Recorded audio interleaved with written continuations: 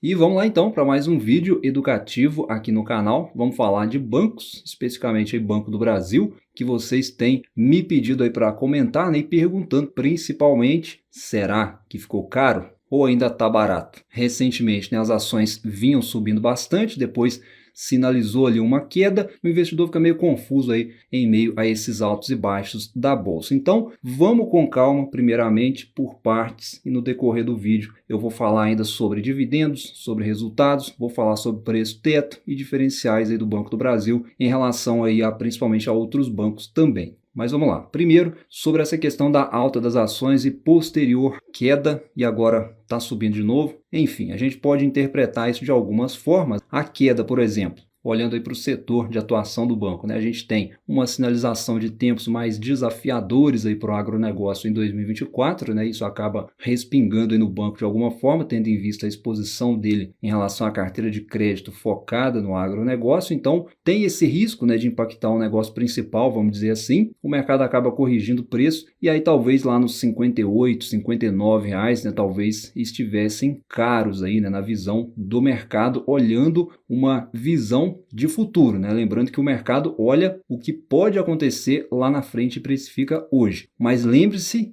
que a correção não foi só nas ações do Banco do Brasil, né? A bolsa inteira corrigiu. Você tem que lembrar que o nosso mercado é também, né, bastante influenciado, né, ou alimentado ali pelo fluxo estrangeiro. E como eu disse, o mercado sempre paga por expectativa. Então, lembre-se sempre disso na hora que você vê uma ação caindo muito ou subindo muito antes de tomar qualquer decisão. Então, é normal essas correções aí, né, principalmente em tempos de incerteza. Além ainda, né, que sempre que uma ação sobe muito, é comum surgir algum player lá na frente na ponta vendedora recomendando venda, inclusive, né? Como eu já expliquei aqui também em vídeos passados do porquê que eles fazem isso. Então não fique muito preocupado aí com altos e baixos, tá? Mas ainda para você que está na dúvida, né, se está caro ou se está barato, vamos lá. Eu sempre te convido a acessar o RI das empresas, tá, pessoal? E entender principalmente o negócio. No caso do Banco do Brasil, que é as fontes de receita, né? O negócio é banco, a gente tem que entender mais as fontes de receita desse negócio. E aí eu recomendo sempre a leitura aí do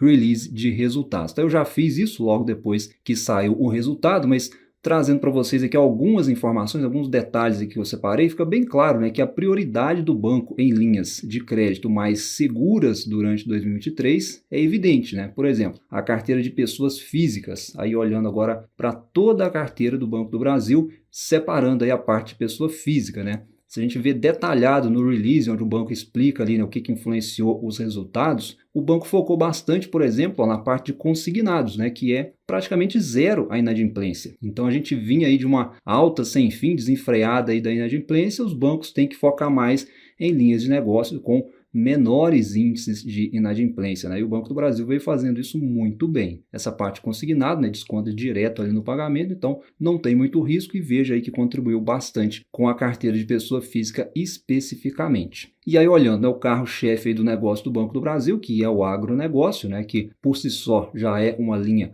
mais segura, porque o produtor ele precisa renovar o seu crédito todo ano, então se ele fica inadimplente, ele não consegue renovar sua linha de crédito. Por isso que a inadimplência nessa carteira específica aí de negócios aí do banco, vamos dizer assim, né, do agronegócio, ela é bem baixa, os seus índices de inadimplência, e por isso é bastante segura. E qual que é a grande vantagem aqui de uma carteira de agronegócio para um banco? É justamente essa necessidade que eu falei do cliente ter que renovar o crédito todo ano, né? Crédito rural é assim, né? Ele não serve só para um ano, ele vai servir para esse ano, para o ano que vem, e aí ele vai ter que continuar renovando para continuar fazendo ali o custeio da sua produção. E aí, dada essa necessidade do cliente, vamos dizer assim, o banco ele consegue trabalhar outros produtos e aumentar as receitas de prestação de serviços, né? E isso fica muito evidente aqui também, olhando os documentos do banco, nessa parte aqui de prestação de serviços, como por exemplo, a linha de seguros, previdência e capitalização, a parte de cartões de crédito também e consórcios, né? Aqui na parte do consórcio, onde o banco ganha com a taxa de administração, os bancos adoram vender isso aqui. E aí talvez, né, você que não entende bem o negócio ali, como é que o banco ganha dinheiro, talvez você até se pergunta, né, como que tem gente que faz esses produtos, né, que assinam esses produtos, até porque muitos aí são ruins, né, são maus negócios, mas mesmo assim o cliente faz. principalmente os clientes do agro, tá bom? E por que que eles fazem? Por que que isso acontece? É porque como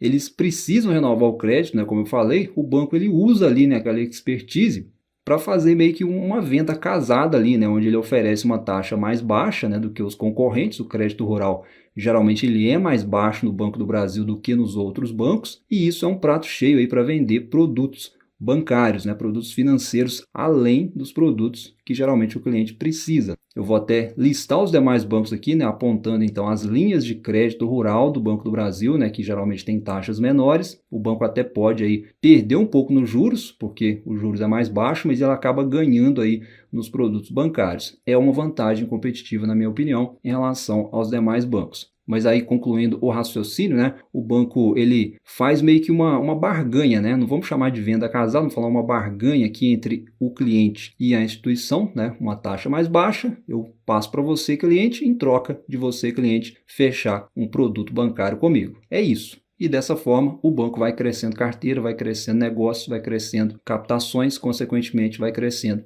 resultados, tá? E é por isso que é um bom setor para investir. Sempre que você estiver na dúvida se uma ação está cara ou se está barata, primeiro, busque entender o quão eficiente é o modelo de negócio daquela empresa, né? E se de fato o banco ou a empresa, no caso que você estiver avaliando, tem trazido isso em forma de resultados. E aqui com o Banco do Brasil, isso fica muito evidente, muito claro que sim, né? Ele está trazendo resultados, não só para ele, banco, mas também para o acionista. Então, visto e entendido um pouco aí do negócio, né, de como que o banco ganha aí o seu dinheiro, você pode dar uma passada aqui, né? Passar o olho aqui nos principais indicadores e olha só que interessante, né? Enquanto o banco estiver entregando resultados consistentes, o PL, o preço-lucro, sempre será atrativo, tá, pessoal? Lembre-se disso. Principalmente quando se trata de uma estatal. Por quê? Presta atenção que você vai entender. Olha a discrepância aqui, ó. Quando a gente olha, né, quando a gente compara historicamente PL e ROI, né, são dois indicadores importantíssimos para avaliar desconto e rentabilidade de um banco. E aí olha só, 2016, quando o banco não entregava resultados aí consistentes, né, veja que o PL ele foi lá para cima, tá vendo?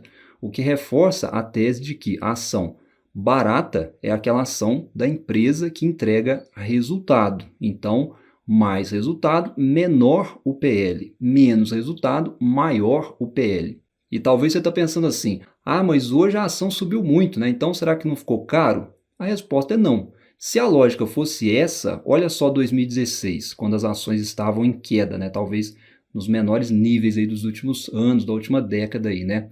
Era então para a ação estar barata naquela época, né? Mas como a gente viu, o PL no mesmo período estava nas alturas, ou seja, o ROI lá embaixo, olha só. Ou seja, hoje a cotação perto da máxima, ela está mais barata do que lá em 2016, com as cotações perto das mínimas. Deu para entender? Então, cotação em alta não sinaliza ação cara. Muito menos, ação em queda sinaliza ação barata. Vai depender muito do resultado que a empresa está entregando. E essa conclusão você tira avaliando resultados, né? E assim, é sempre bom lembrar que é muito óbvio, né, que tem aqui o peso de estatal do Banco do Brasil, tá, pessoal? Se o Banco do Brasil fosse uma empresa privada, por exemplo, né, pode ter certeza aí que a cotação hoje estaria talvez ali próximo dos R$ 100 tranquilamente, ou até mais, o que não deixa de ser positivo para o investidor que olha o longo prazo, que busca sempre estar fazendo boas compras a bons preços. Não tem almoço grátis no mercado, o que a gente tem que saber avaliar é risco-retorno, tá? Eu acho que para quem está diversificado, o risco de estatal ele é mínimo, isso é a minha opinião. E agora vamos lá para dividendos e também um pouco de preço teto aí, né, que vocês têm pedido para comentar. Como a gente já sabe, então, ó, o Banco do Brasil ele elevou o payout para 2024, né? Subiu aí um pouquinho, né, de 40% para 45%, o que melhora ainda mais a tese para dividendos. Olha só, as projeções então de dividendos, né? Elas nem mudaram tanto, né, porque a cotação subiu, mas o payout também subiu, então nós temos aí projeções do mercado para um yield acima dos 10% em 2024. Por quê? Veja que o banco ele já divulgou algumas projeções de lucro para 2024. Então, você que faz preço teto com base em dividendos, você pode olhar com a informação aqui de lucro projetado, né, para você tentar traçar um preço teto adequado dentro da sua estratégia, né, pensando em 2024, né? Por exemplo, você pode ser conservador assumindo aí os 37 bilhões, né, que é o mínimo aí que o banco estipulou que deve lucrar em 2024. Então, se a gente pegar aí 45% desses 37 bilhões, daria algo em torno aí de 16 bilhões e 700 milhões mais ou menos. Então, a gente arredonda aqui para 17 bilhões em dividendos, imaginando esse cenário, tendo em vista que o banco já divulgou projeções, tá? E aí, se a gente distribui isso para todas as ações em circulação do Banco do Brasil, nós teríamos então um dividendo por ação próximo aí dos R$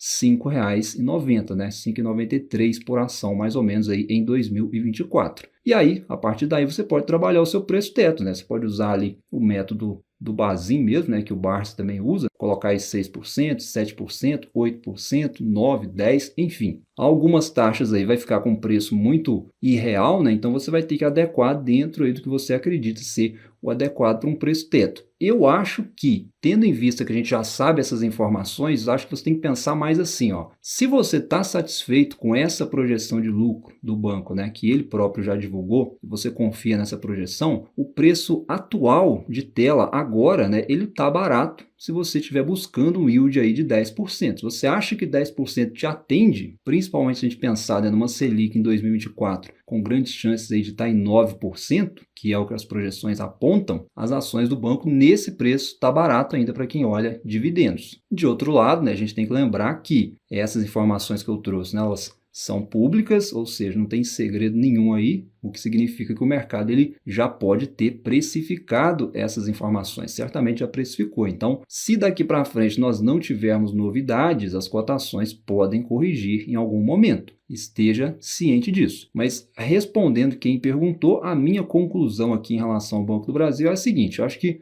o banco, né, para quem busca dividendos, falando mais uma vez, nesse preço, tá barato, sim, né? E se continuar mesmo entregando resultado, como nós vimos, 2022, 2023 aumentando, 2024 seguir em linha com as projeções, ele vai continuar negociando barato, até porque é estatal, né? Isso acaba limitando ali o upside. E aí sempre fica aquela pergunta, né? Risco de estatal, ele é relevante? Como eu disse, na minha opinião, se você está diversificado, para mim é irrelevante, até porque a atual administração do banco já sinalizou compromisso aí com os investidores e isso tem se mantido, tá? E é como eu disse, se você está diversificado, é uma ótima empresa para compor carteira para dividendos. Se nós não tivéssemos aqui um compromisso com o investidor, pode ter certeza que esse payout do banco não estaria aumentando, ele estaria diminuindo. E aí, falando em diminuir, nós temos a Selic em queda. Isso é um risco para o banco? É uma pergunta também que muitos têm me feito, tá? E como eu já falei aqui em vídeos passados, na minha opinião, é a avenida de potenciais negócios a serem explorados, tá, pessoal? Eu acho que toda empresa, independente de setor, prefere trabalhar em um ciclo de juros baixo, tá, pessoal? Isso gera muito mais negócios aí e para os bancos não será diferente, não pode ser diferente. Então, eu acho que se a gente for caminhando em 2024 para uma economia mais estável, as ações do Banco do Brasil ficarão aí nessa faixa de preço, tá? Não vejo motivos aí para a gente ter uma despencada ou também uma despontada de forma tão brusca, imaginando, obviamente, um cenário sem surpresa, até porque a gente já tem, né, um cronograma todo aí de 2024 para dividendos já conhecido do mercado, o que sim ajuda a segurar preço das ações.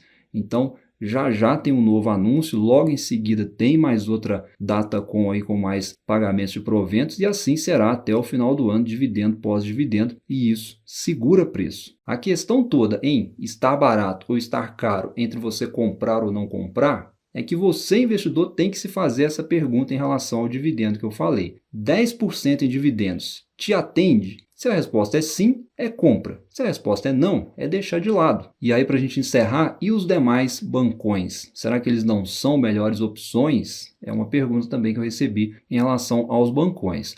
Olha, hoje, nos preços atuais, de todo modo que você olha, o Banco do Brasil ele está melhor, seja no valuation, ele está melhor, seja nos resultados, ele está melhor, seja nos dividendos, ele foi melhor e pode ficar melhor. E principalmente seja na carteira de crédito, que é o mais importante, né? Que tem aí o diferencial em relação aos demais bancos, é mais segura. Não faz sentido, por exemplo, né, deixar de comprar Banco do Brasil só porque a ação subiu, voltando ao exemplo ali do valuation, né? Só para comprar, por exemplo, o Banco Bradesco, né? Só porque a ação do Bradesco caiu. Esse raciocínio isolado por si só, ele é infundado. Óbvio, né? A menos que você não invista em estatal. Aí é outra história, né? Aí você de fato tem que buscar entre os outros 3 bancões aí para você decidir qual que se encaixa na sua carteira. Mas sem dúvida é uma ótima empresa até aqui. Eu queria até saber a sua opinião. Me conta aí nos comentários se você tem Banco do Brasil na carteira, qual dos bancões aí que você está investindo. Um abraço, bons estudos e a gente se fala num próximo vídeo. Até lá!